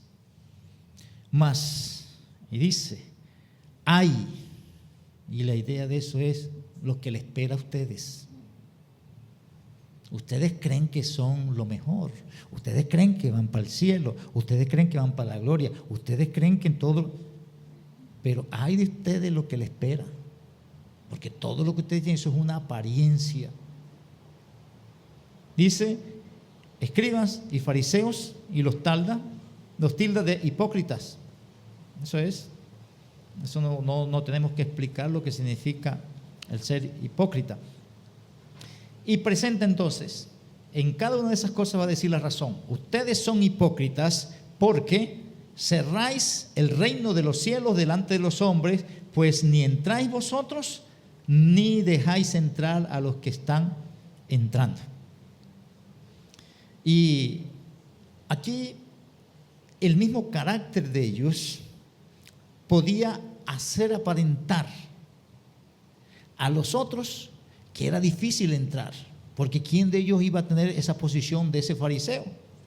De vestir de esa manera, de tener esas filacterias así, todas estas cosas, y manejar la ley. Fíjate, si es así, no va a entrar ninguno allá. Pero al mismo tiempo, la mayoría de ellos pensaban y se decía, había un dicho entre los rabinos y entre los judíos, que si entran dos personas al cielo, no hay que discutir, un fariseo es uno de ellos. O sea que obligatoriamente, porque es su manera de ser, ellos son. Entonces, su manera de vivir, dice, ustedes ni entran ustedes, y si son los modelos de esto, entonces tampoco van a entrar aquellos, porque si ustedes son los que están abriendo la puerta, ustedes son los guías, y ustedes son unos hipócritas, y lo que les espera, porque más adelante dice, les espera el Gehenna o les espera el infierno, y porque hacen prosélito y después los hacen más hijos del infierno que ustedes mismos, diciéndoles, ya ustedes están condenados, y se presentan como los que están salvos y que tienen la entrada. Pero si eso es así, ustedes están cerrándole la puerta a los que van siguiéndolos a ustedes. Eso es lo que se presenta. Ni entráis, ni dejáis entrar, porque así como están, ustedes no van a entrar. Y si eso que le están siguiendo, pensando que ustedes son el camino y son los sabios y los que nos pueden llevar, entonces ni ellos tampoco tienen esperanza. Y presenta el segundo ay. Ay de vosotros, escribas y fariseos hipócritas, porque devoráis las casas de las viudas y como pretexto hacéis largas oraciones. Por esto, ¿qué dice? Recibiréis mayor condenación. Entonces ellos estaban encargados de beneficiar a todas las personas. Y en el contexto de las viudas, recuerden que eso, y como ellos se aparentan como los cumplidores, y ellos deberían ser defensores de las viudas y hacer todo lo necesario para que ellas tuvieran el sustento, porque encajaba en el grupo de las personas que Dios iba a mantener a través del resto del pueblo. Y ellos direccionaban las diferentes ofrendas y canastas que habían para estas viudas, pero había un contexto donde ellos para tener, y se dice que para tener más, lo que sucede hoy en día a veces en ciertos grupos que ponen a la gente a dar sus casas y sus carros y sus cuestiones para otras cosas, y todo es para beneficio de los líderes. Esa es la idea de lo que se estaba presentando ahí. Pero ellos mostraban, no, sí, vamos a orar para que el Señor le prospere y el Señor tal cosa, pero usted tiene que dar esto y dar esto otro, porque el Señor le va a dar algo mejor, más grande, más amplio, más bonito, y algo que usted se merece. Y eso dice ahí que los condena a ellos más. Continuemos. Tercera. Ay de vosotros, escribas y fariseos hipócritas, porque recorréis mar y tierra para hacer un prosélito. Entonces, no era normal que los judíos estuvieran haciendo proselitismo religioso, pero todas las personas que podían llegar podían ser instruidas, pero ellos no estaban haciendo evangelismo ni buscando que se sumaran a la. Y sí, habían algunos que comunicaban y querían vanagloriarse de eso que estaban haciendo también, pero ahí recorréis mar y tierra para hacer un prosélito, y prosélito es alguien que no es judío, hacerlo o convertirlo al judaísmo. Eso es el prosélito. Venía a ser parte del judaísmo, a asumir las leyes y todo lo que presenta el judaísmo. Pero después que ellos llegan, ya se hacen parte de la sinagoga, entonces comienzan a decirle, bueno, ahora tiene, y comienzan a poner las cargas pesadas que ellos ni con un dedo quieren mover. Y entonces aquellos, cuando se dan cuenta, no, pero si es así, se apartan. ¿Por qué? Porque no dan para cumplir esas cosas, no logran llevar a ese nivel. Y entonces dice el texto, le hacéis 2 veces más hijos del infierno que vosotros. Y ahí los está catalogando de que ellos están condenados, pero ellos en su mente son los únicos que van ahí al cielo. ¿Recuerdan la oración del escriba y el publicano? Sí, el fariseo, el publicano, que dice, te doy gracias que no soy como los otros hombres, sino que yo doy diezmo de todo lo que gano y hago 2 ayunos a la semana y no soy como estos publicados. Ellos se consideraban que tienen la carretera libre para entrar al cielo. Y que si alguien quiere entrar, que tienen que seguir lo que ellos están diciendo. Pero ni ellos entran y los que quieren ir detrás de ellos tampoco van a entrar. Porque ellos, el camino que tienen expedito es para el infierno, como se dice ahí.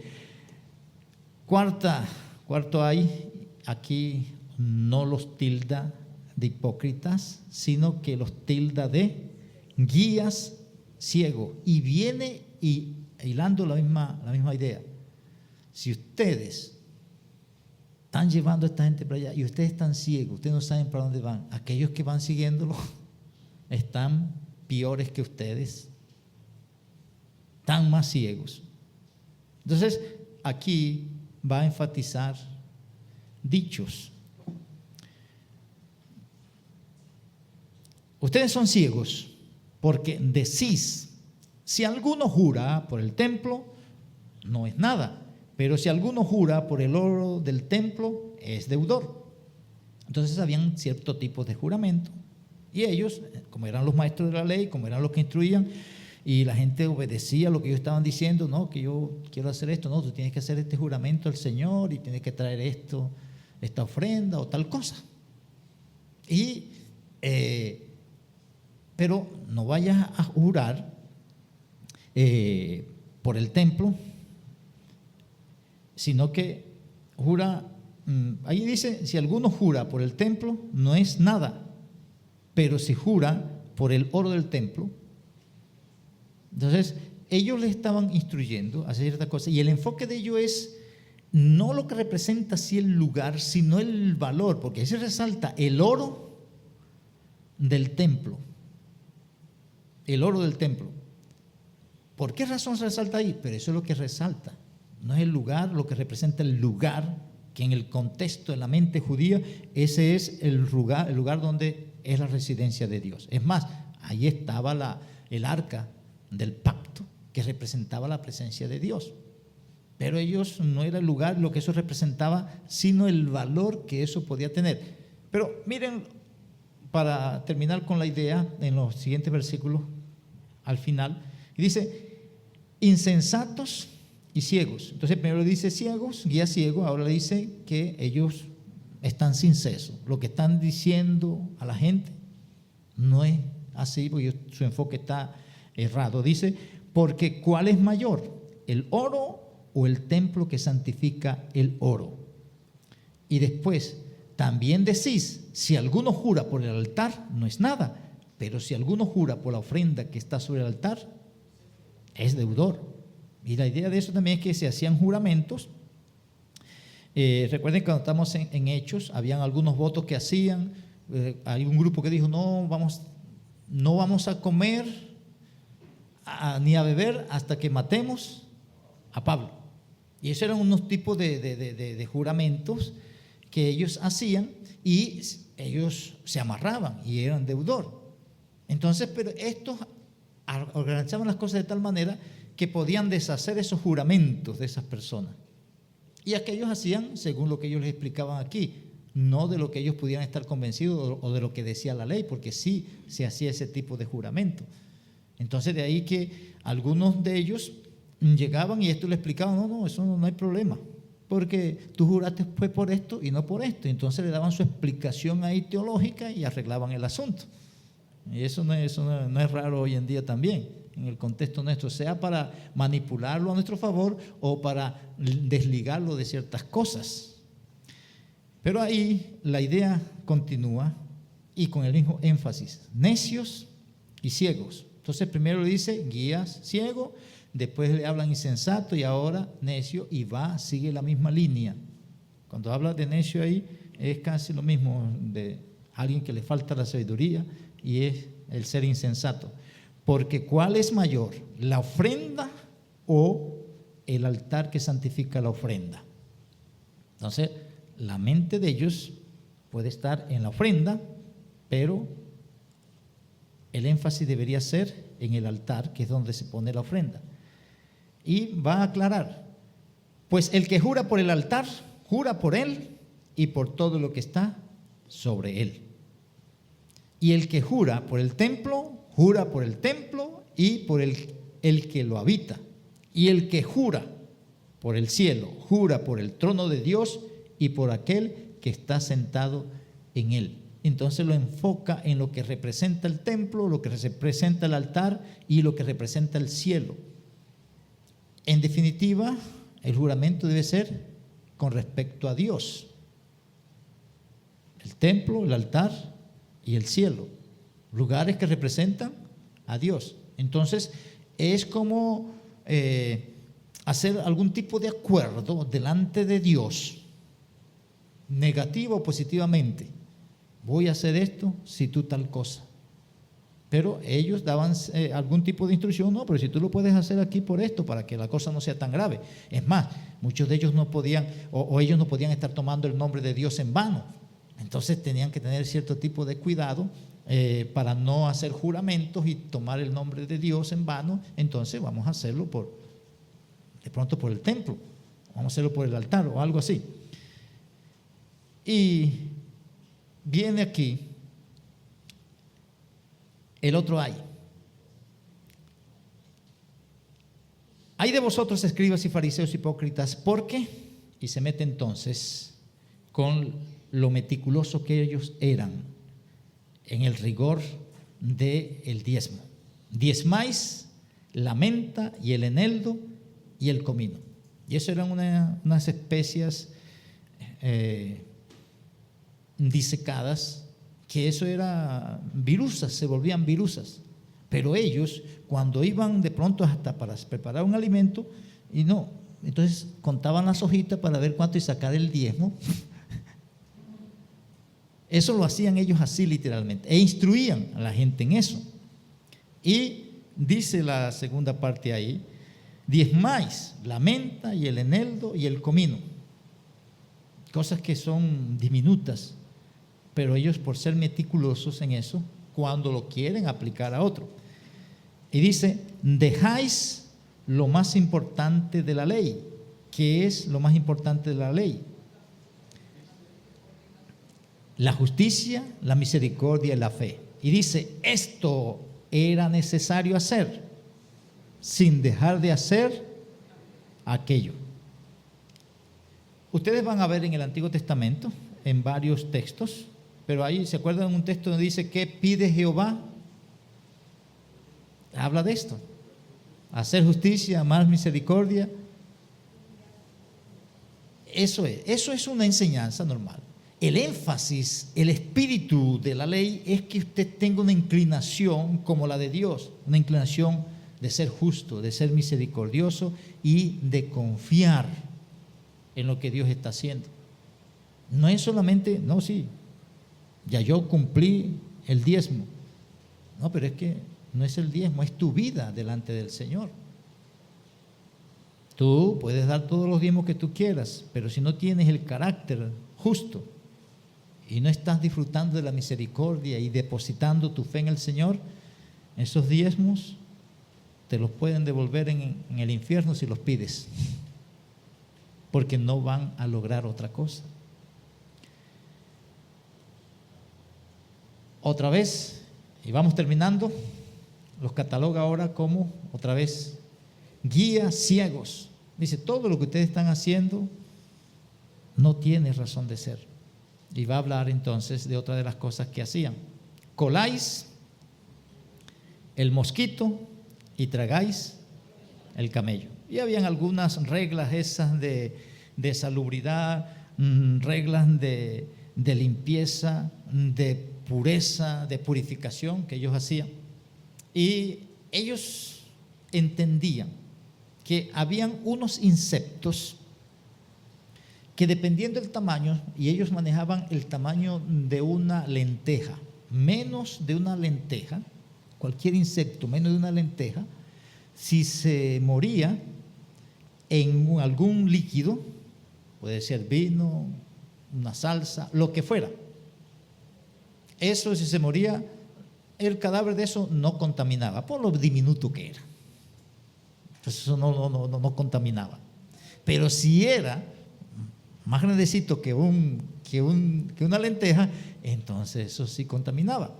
Pero habían algunos de ellos que eran tan rigurosos y decían, no, yo mejor me voy a curar en salud. Yo voy a buscar la coladera más diminuta para que no se me pase ni el mosquito más pequeño, por si acaso. Entonces en esas cosas ellos eran, pero volvemos al principio. Ellos no tenían un carácter de vida como deberían tenerlo. Tenían un ambiente religioso y mantenían un ambiente religioso para al mismo tiempo mantener una posición social y un reconocimiento y beneficios económicos ante aquellos que estaban con ellos. Y ahí dice, ustedes están haciendo esto, pero no se están dando cuenta que se están tragando, y le dice, se colan esto, pero con sus acciones es como si se estuvieran comiendo el animal más grande, el mamífero más grande en ese momento, y que estaba en la lista de los inmundos. Pero pretendían que si cuelo esto no va a pasar nada. Acciones externas. Ay de vosotros, escribas y fariseos hipócritas. Y va a hablar de otros detalles también de lo mismo. Limpiáis lo de fuera del vaso y del plato, pero por dentro estáis llenos de robo y de injusticia. Y entre ellos, algunos de ellos pensaban que si un recipiente, lo importante era, así como ellos, que por fuera se vieran limpios, relucientes. No importaba qué pudiera pasar por dentro, sino eso, así como ellos se veían. Y dice, fariseos ciegos, dice, limpia primero lo de dentro del vaso y del plato, para que también lo de fuera sea limpio. Entonces, el enfoque religioso, le está diciendo Cristo, el enfoque religioso está en lo externo. El enfoque de una relación genuina con Dios está en lo interno.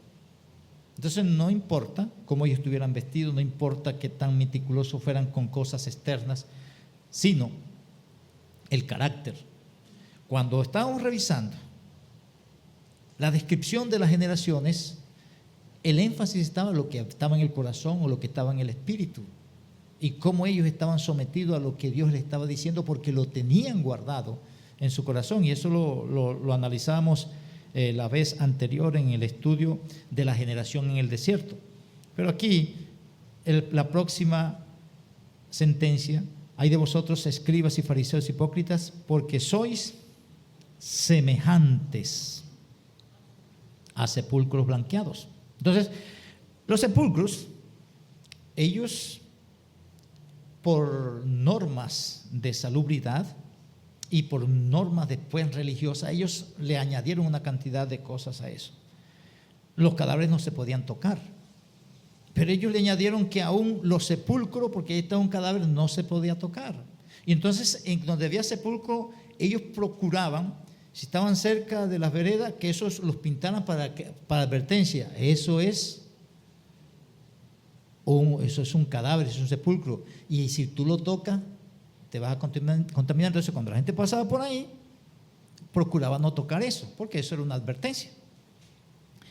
Pero algunos de ellos llegaron a pensar que aún tenían que coger bastante, porque si la sombra de ellos tocaba el sepulcro, también los contaminaba.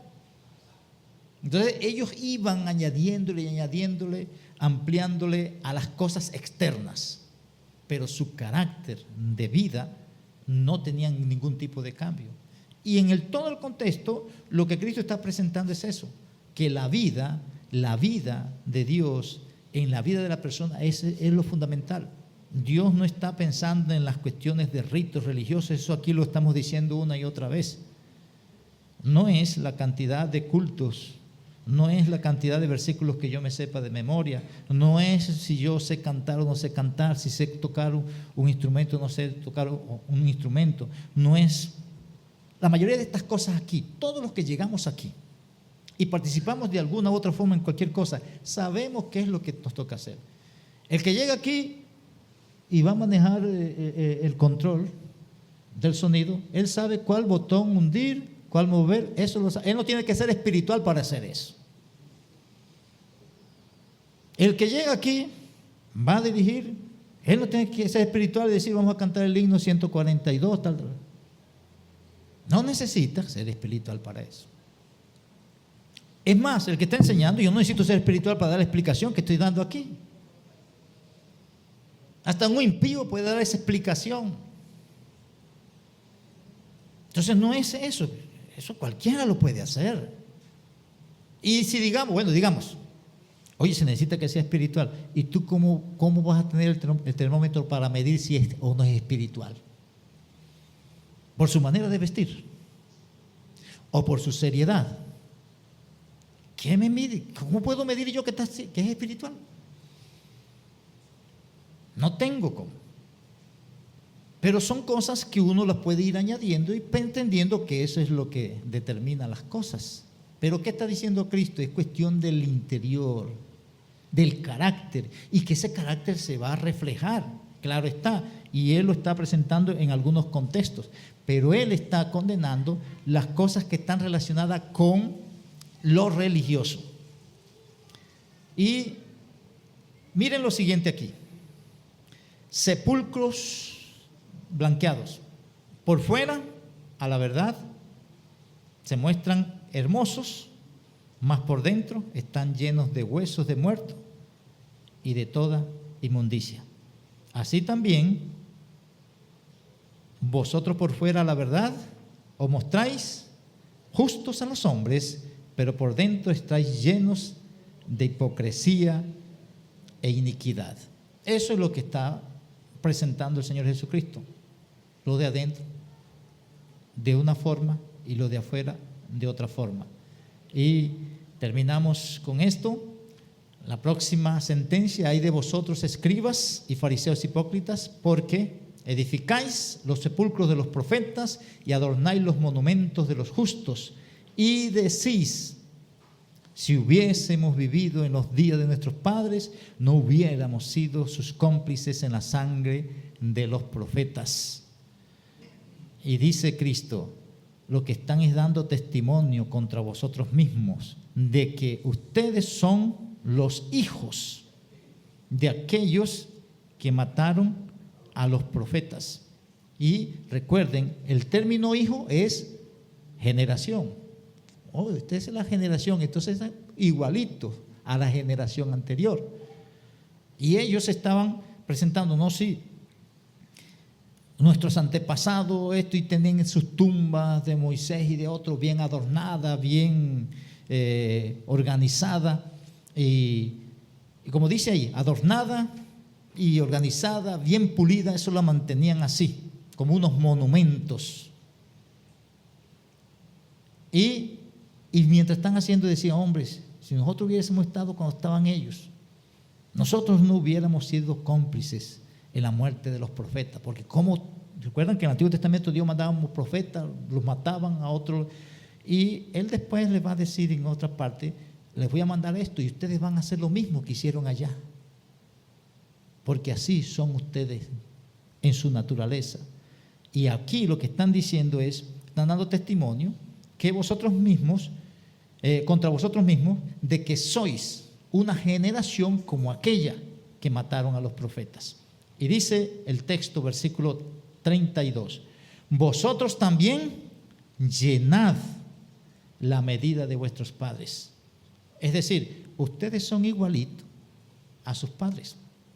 Entonces no piensen que allá, si hubiésemos estado allá, no lo hubieran matado. No, después les va a decir: aquí mismo, más adelante, yo les voy a mandar esto y esto, y los van a matar, para que se den cuenta que son una generación igual. Y presenta esta ilustración aquí para reforzar la cosa: serpiente, generación de víboras. Y se dice que había una especie de serpientes, que una serpiente siempre está asociada con algo malo. Y en el contexto de eso, había unas serpientes que sus crías salían de los vientres y salían comiéndose y perforando, saliendo de la madre. Entonces, no solamente una víbora que es maligna, sino una generación de víbora que mata a sus madres para salir. Entonces, no solamente van a hacer lo que ellos, sino que van a ser peores que ellos. Entonces, serpiente, generación de víboras que tienen una orientación a la maldad y una orientación a la maldad más avanzada que su generación anterior. Y por eso la pregunta final que dice ahí: ¿cómo escaparéis de la condenación del infierno? Si es que la categorización de ustedes es más perversa que de la generación pasada. Y por eso Él les dice esto aquí: por tanto, he aquí, yo os envío profetas y sabios y escribas, y de ellos a unos mataréis y crucificaréis, y a otros azotaréis en vuestras sinagogas y perseguiréis de ciudad en ciudad. Eso es lo que le viene diciendo. Ustedes son de una generación peor que aquella. Ustedes dicen que no lo hubieran hecho. No, ustedes van a hacer más mal que aquellos, porque se van a mandar profetas, sabios, escribas, y esto es lo que van a hacer. Y dice, esto es para que cuando Dios decida dar sentencia con ustedes, lo haga con gusto, se lo merecen. Eso es lo que dice el siguiente versículo: para que venga sobre vosotros toda la sangre justa que se ha derramado sobre la tierra, desde la sangre de Abel, el justo, hasta la sangre de Zacarías, hijo de Berequías, a quien matasteis entre el templo y el altar. Y recuerden, a quien matasteis, y está hablando entonces a quién, a los líderes religiosos. Todo lo que ellos estaban haciendo, desechando la palabra de Dios y desechando a Dios mismo por mantener lo que ellos querían tener. Entonces aquí, cuando dice ahí la sangre de Abel, en la estructura de la organización de la Biblia hebrea, ese es el primer libro, Génesis, donde se registra de eso. Y en la organización de la Biblia hebrea, el último libro es el libro de las Crónicas, que es donde se habla de la sangre de Zacarías, el hijo de Berequías. Entonces, diciendo que desde principio a fin, ustedes, los líderes religiosos, han venido haciendo una cantidad de cosas que Dios no aprueba para mantenerse ahí. ¿Y qué dice al final? De cierto os digo que todo esto vendrá sobre esta generación. Y estamos diciendo que esa generación que está hablando es la generación de los escribas y los fariseos, los líderes religiosos de ese momento. Hasta ahí el resumen. ¿Algún comentario, alguna queja, algún reclamo? Pueden hacerlo.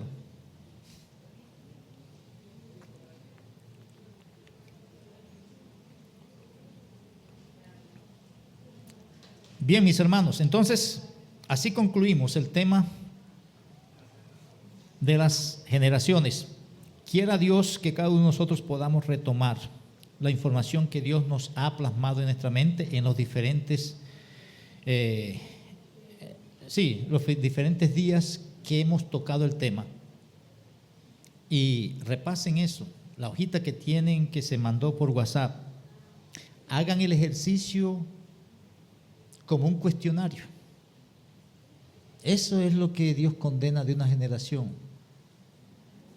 Voy a evaluarme, no voy a evaluar esta generación, me voy a evaluar yo, si cómo encajo ahí, y vaya chuleando.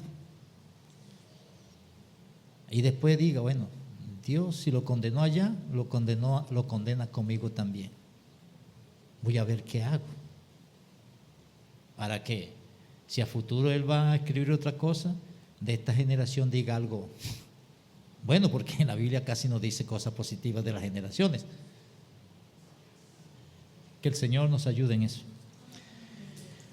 Padre amado, te doy gracias por tu palabra y por permitirnos, Señor, tener este rato aquí para analizarla. Gracias por tu protección y tu provisión, por el ambiente, la lluvia, y por permitirnos, Señor, sin ningún contratiempo ni tropiezo, tener el desarrollo de este estudio.